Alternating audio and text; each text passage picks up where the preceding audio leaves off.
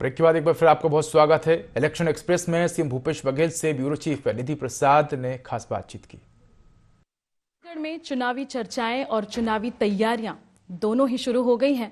कांग्रेस और बीजेपी दोनों ने ही अपने अपने पत्ते खोल दिए हैं और इस पूरे चुनावी समीकरण पर खास चर्चा के लिए हमारे साथ खास मेहमान जुड़ रहे हैं प्रदेश के मुख्यमंत्री भूपेश बघेल।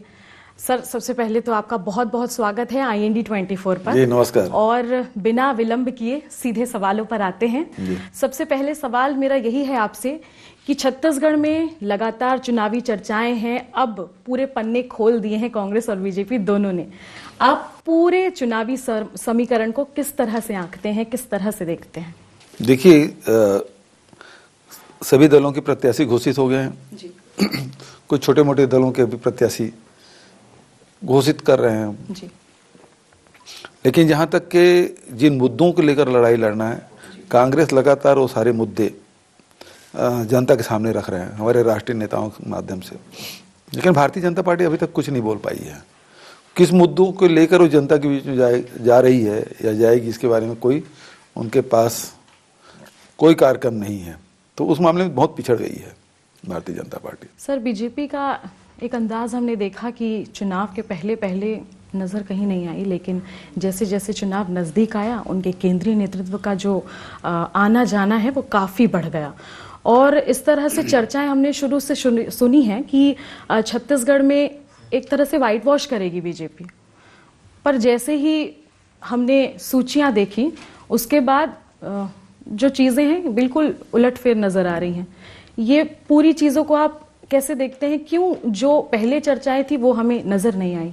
भारतीय जनता पार्टी कार्यकर्ता इस उम्मीद में थे कि जैसे लोकसभा में सारे प्रत्याशी बदल दिए गए थे उसी प्रकार से बदलाव होगा। लेकिन जो सूची जारी हुई तो फिर वही राजेश मुणत, वही केदार कश्यप, वही अमर अग्रवाल, वही बृजमोहन, वही रमन सिंह जी और उसके भांजे भांजियाँ, तो वो सब कोई नयापन रहा नहीं। अब वो OP चौधरी जो खरसिया से जहाँ जंतर नकार दिया उसको रायगढ़ से दे दिए, वहाँ थोप दिए, तो उसमें कोई नयापन रहा नहीं, तो लोगों को निराशा हुई उससे। सर, बीजेपी ने लगातार ये भी कहा कि एक टीम यहाँ पर सर्वे कर रही है जो कि अमित शाह की टीम है, केंद्रीय टीम है। लेकिन वो टीम सर्वे कर रही थी, क्या सर्वे निकला और क्यों ऐसी सूचियां हमें नजर आई? क्या केंद्रीय टीम का कुछ चला नहीं छत्तीसगढ़ में? नहीं, चला तो बिल्कुल नहीं है, क्योंकि अमित शाह जी आए और आरोप पत्र जारी करने की बात कही, 2 घंटा उसको इंतजार करना पड़ा, एक हाल नहीं भर पाए। बड़े नेता है वो दबाव में ले आए केंद्रीय नेतृत्व को कि हमारे बिना आप कुछ नहीं कर सकते जी। और हुआ यही कि राज्य के नेतृत्व के सामने केंद्रीय नेतृत्व हथियार डाल दिए। सर, फिर भी कॉन्फिडेंट पूरा है बीजेपी को कि इस बार छत्तीसगढ़ में वो सरकार ला के रहेंगे? किस बात का कॉन्फिडेंट है? वो बाहर मीडिया के सामने भले बोल दें जी, उसको बोलना उसकी बाध्यता है, लेकिन आपसी बातचीत में तो हार स्वीकार चुके हैं। तेंदुपत्ता संग्राहकों के लिए बहुत बड़ी सौगात की घोषणा आज की गई है। क्या लगता है कि आने वाले समय में इसका क्या प्रभाव पड़ने वाला है? देखिए, पिछले समय भी 2500 था, उसको बढ़ा के 4000 प्रतिमाना पूरा किया और देश के सबसे ज्यादा कीमत यहाँ है जी। अब उस परिवार को और आर्थिक रूप से मजबूत बनाने के लिए हर वर्ष उस परिवार को 4000 रुपये दे कांग्रेस सरकार आएगी तो देगी। तो ये बड़ी घोषणा है। इसके अलावा अगर हम बात करें तो शिक्षा के क्षेत्र में भी सर बड़ा कदम उठा। देश में ऐसा कहीं नहीं हुआ जी कि KG to PG और उसमें जितने भी प्रोफेशनल कॉलेज है उन सब के, चाहे वो कॉमर्स हो, चाहे वो आर्ट के हो, चाहे वो साइंस के हो, चाहे वो इंजीनियरिंग कॉलेज हो, चाहे मेडिकल कॉलेज हो, सारे कॉलेज के fees, admission fees, tuition fees सब माफ होंगे। सर, एक बार फिर से कर्ज माफी का जो मुद्दा आपने छेड़ दिया है, जो घोषणा कर दी है, फिर से बीजेपी एक बार मुद्दा विहीन कर दिया है आपने। क्या लगता है अपने घोषणा पत्र में डालेंगे क्या वो अभी तक के वो हर बार हम लोग एक एक पत्ता खोलते जाते हैं, वो फिर से रिव्यू करते जा रहे हैं, वो अभी तक के अपने घोषणा पत्र जारी नहीं कर पाए। तो जो पार्टी क्या करेंगे वो 5 साल में भी नहीं सोच पाए, तो अब 15 दिन बचा, उसमें क्या करेंगे? सर, एक बात पे हमेशा बीजेपी आरोप लगाती है कि कांग्रेस सरकार ने पूरी तरह से ग्रामीण अंचलों के विकास के बारे में सोचा है और शहरी अंचल अभी भी पीछे हैं। तो इसका देखिए, क्या सबसे पहली जवाब बात रहेगा? यह है कि आर्थिक व्यवस्था मजबूत करना है।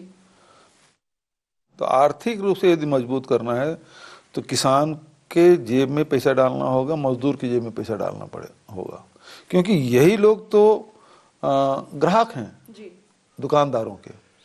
तो जब इसके जेब में पैसा रहेगा तो दुकान में जाकर सामान खरीदेंगे। तो जब दुकान में सामान बिकेगा तो फिर फैक्ट्रियां चलेगी। तो अनुभव भी हमारा रहा है कि कोरोना काल में भी यहाँ छत्तीसगढ़ में मंदी का असर नहीं रहा। सर, एक बात आपकी नोटा को लेकर आपने कही है कि नोटा जो है वो नहीं होना चाहिए प्रदेश में। क्या सोच के ये आपने कहा? ये देखें कि भाई नोटा, जिस समय इस नोटा को डाला गया कि हमको नहीं चाहिए, कोई कैंडिडेट नहीं चाहिए, तो उस मानसिकता को लेकर मैं नहीं समझता कोई मतदाता जा रहे हैं जी। वो तो ऐसा है कि ऊपर में डालना है, नीचे में डालना है, ऊपर वाले बटन दबाना है, नीचे वाले बटन दबाना है, इस चक्कर में वो नोटा दब जाता है और उसको लगता है कि अरे गलत हो गया, लेकिन एक बार दब गया तो दब गया। तो वो जो था कि हमको इसमें से कोई नहीं चाहिए जी, वो वाली बात अब नहीं रही। तो अब होता यह है कि हार जीत का फैसला भी वो नोटा जितना वोट पर आता है उससे ज्यादा, उससे कम में हो जाता है। सर, ऐसा नहीं लगता कि प्रदेश के मुख्यमंत्री ने ये बात कह दी है तो इस बात पर विराम नहीं लगेगा, चर्चाएं दूर तक जाएंगी? चलना चाहिए, इसमें पुनर्विचार होना चाहिए। अच्छा सर, आने वाले समय में कुछ सोच के रखा होगा आपने, आपकी सरकार आती है तो और क्या क्या नई प्लानिंग होगी प्रदेश की जनता को, और क्या क्या मिलेगा? अभी तो राहुल जी आज 2 घोषणा करके गए हैं, कल और राजनांदगांव कवर्धा सभा है, वहाँ कुछ और घोषणा करेंगे, फिर प्रियंका जी आ रही हैं। तो एक एक करके सब जो वादे हैं, जो गारंटी है, उसको हम लोग जनता के सामने रखेंगे। सर, ये कका वर्सेस भतीजा वाली चर्चाएं बहुत चल रही थी, उसको लेकर 2 अब शब्द। काहे भतीजा है, उसकी लड़की की शादी हुई, निमंत्रण तक नहीं दिया था, तो वोट चुनाव लड़ने के लिए भी काका भतीजा है, बचा समय। रिश्तेदारी तो वो होता है जब आपके घर में कोई सुख दुख का काम हो तो आप निमंत्रण दें। आप अपनी लड़की की शादी के हम लोग निमंत्रण तक नहीं दिया, फिर भतीजा कैसा? सर, बहुत सारी चीजें होती हैं, जिस तरह से आपने योजनाओं की शुरुआत की है, गोधन योजना, ये आपकी बिल्कुल महत्वाकांक्षी योजना थी और कहीं ना कहीं केंद्रीय स्तर पर इस योजना को सराहा गया है। आने वाले समय में इसे किस तरह से और ग्रो करने के बारे में देखिए, आपने सबसे पहली सोचा है? बात है कि 10,250 गौठान हम लोग बना चुके हैं जी, और उसमें करीब 6600 जो गौठान है वो स्वावलंबी हो चुके हैं। जी, जी, अब उस गौठान को और मजबूत हम लोग बनाना है। जी, लोगों के केवल मवेशियों के डे केयर के रूप में नहीं, बल्कि गांव वालों के बहुत सारी गतिविधि उसमें हम संचालित करेंगे, आर्थिक गतिविधियां संचालित होगी, तो वो एक आर्थिक केंद्र हमारा बनेगा। मनरेगा का काम कभी रुका नहीं सर, बावजूद इसके ऐसी कई योजनाएं हैं जिस पर बीजेपी आरोप लगाती है। मनरेगा, लेकिन बजट बहुत कम कर दिया गया। जी, जी, तो उससे जो ग्रामीण जो लोग हैं, मजदूर हैं, उनके पास 4 पैसे आ जाते थे, उसको भी भारतीय जनता पार्टी बर्दाश्त नहीं हो रहा, उसमें भी कटौती कर दी है। अच्छा, स्थानीयता को लेकर कई सारी चर्चाएं हैं कि अगर बात करें तो महंत राम सुंदर दास की, अगर हम बात करें तो राजनांदगांव से गिरीश देवांगन जी, तो इनको लेकर कहते हैं कि स्थानीय लोगों को टिकट क्यों नहीं दी गई। इनका लगातार ये आरोप रहता है बीजेपी वालों को कि स्थानीय लोगों को टिकट देनी थी, स्थानीय लोगों को टिकट क्यों नहीं दी। महंत राम सुंदर दास तो स्थानीय है और गिरीश देवांगन जी उसका ननिहाल है, तो जितना घर उसको पिता के घर में है उतना ही माँ के घर में भी उसका अधिकार होता है और बचपन से जा रहा आ रहे हैं। अब राजनीति में आए तब से वो राजनांदगांव दौरा किया, तो बाहरी कैसे हो गया? बल्कि बाहरी तो रमन सिंह जी पहले कवर्धक विधायक थे जी, वहाँ कबीरधाम जिले के रहने वाले हैं, ठाठापुर उनका गांव है, वो राजनांदगांव है, तो बाहरी तो वो है। कवर्धा से यदि विधायक नहीं चुने होते अपने गृह विधानसभा से, तब यहाँ आते तो समझ आता। और गिरीश देवांगन जी तो पहली बार विधानसभा चुनाव लड़ रहे हैं, अपने ननिहाल में लड़ रहे हैं। हमेशा पीएससी घोटालों को लेकर बीजेपी ने कई मुद्दे भुनाए। ये नहीं लगता कि आज जो घोषणाएं हो गई अब शिक्षा के क्षेत्र में, ये जवाब हो गया बीजेपी को? नहीं, पीएससी में भी देखें उसके कार्यकाल में तो कितने घोटाले में भारतीय जनता पार्टी शासनकाल में।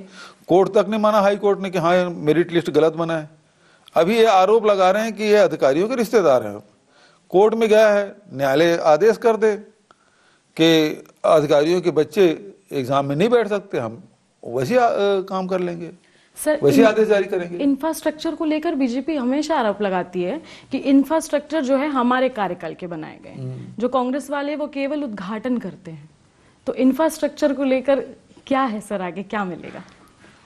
हजारों करोड़ रुपए के हमने भूमि पूजन और शिलान्यास किया, और हजारों करोड़ रुपए के निर्माण के हमने लोकार्पण भी किया अपने कार्यकाल के। जी। तो इंफ्रास्ट्रक्चर के मामले में कोई एक कार्यकाल उठा ले और हमारे 5 साल के कार्यकाल की तुलना कर ले, पता चल जाएगा कि हमारे शासनकाल में ज्यादा इंफ्रास्ट्रक्चर के काम हुए। सर एक नारा है आपका, अब की बार 75 पार। जी होगा, उससे ज्यादा, अब तो 80 बोल रहे हैं लोग। तो पूरे समीकरण को अगर हम देखें इस बार, तो क्या लगता है कि जो योजनाएं सरकार द्वारा संचालित की गई थी, इसका आने वाले 2023 विधानसभा चुनाव पर प्रभाव पड़ेगा? निश्चित रूप से पड़ेगा। जो हम लोगों ने काम किया है जनता के बीच में जाके, जनता के हितों में जो फैसला लिए हैं, उसका लाभ निश्चित रूप से चुनाव में कांग्रेस पार्टी को मिलेगा। बहुत बहुत धन्यवाद आपका। Thank you. तो ये थे हमारे साथ प्रदेश के मुख्यमंत्री भूपेश बघेल, जिनका कहना है कि जो योजनाएं लगातार जो है शासन ने चलाई, प्रशासन ने चलाई, उन योजनाओं का लाभ निश्चित रूप से आने वाले समय में उन्हें मिलेगा, और 2023 में फिर से एक बार कांग्रेस जो है वो बाजी मारेगी और 75 पार का टारगेट करेगी। और IND में इतना ही।